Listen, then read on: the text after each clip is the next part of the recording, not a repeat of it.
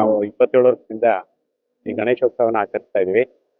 ತುಂಬಾ ಶಾಂತಿಯುತವಾಗಿ ಆಚರಿಸುವಂತ ವ್ಯವಸ್ಥೆ ನಮ್ಮಲ್ಲಿ ನಡೀತಾ ಇದೆ.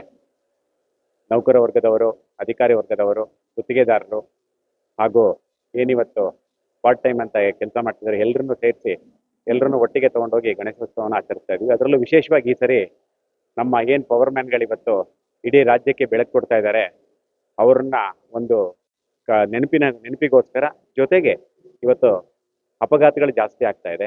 ಆ ಅಪಘಾತಗಳು ತಡೆಗಟ್ಟಬೇಕು ಅನ್ನೋ ದೃಷ್ಟಿಯಿಂದ ಇವತ್ತು ಲೈನ್ಮ್ಯಾನ್ ನಾವೊಂದು ಪ್ರತಿಮೆ ಮುಖಾಂತರನೇ ಗಣಪತಿನ ಒಂದು ಮೆಸೇಜ್ ಕೊಡ್ತಾ ಸರ್ಕಾರಕ್ಕೆ ಅದು ರಾಜ್ಯಕ್ಕೆ ಮೆಸೇಜ್ ಕೊಡ್ತಾ ಆ ಗಣಪತಿನ ವ್ಯವಸ್ಥೆ ಮಾಡಿದ್ದೀವಿ.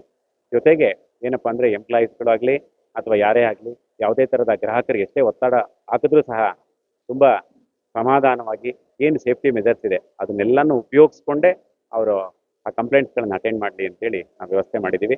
ಜೊತೆಗೆ ನಮ್ಮದು ಮೆರವಣಿಗೆ ಸಹ ತುಂಬ ಶಾಂತಿಯುತವಾಗಿ ಹೋಗುತ್ತೆ. 3 ಗಂಟೆಗೆ ನಾವು ರಾಜಬೀದಿ ಉತ್ಸವ ಹೊರಟ್ರೆ 7 ರಿಂದ 7:30 ಒಳಗಡೆ ಈ ಗಣಪತಿ ವಿಸರ್ಜನೆ ಮಾಡುವಂಥ ವ್ಯವಸ್ಥೆ ಮಾಡ್ತಾ ಇದ್ದೀವಿ.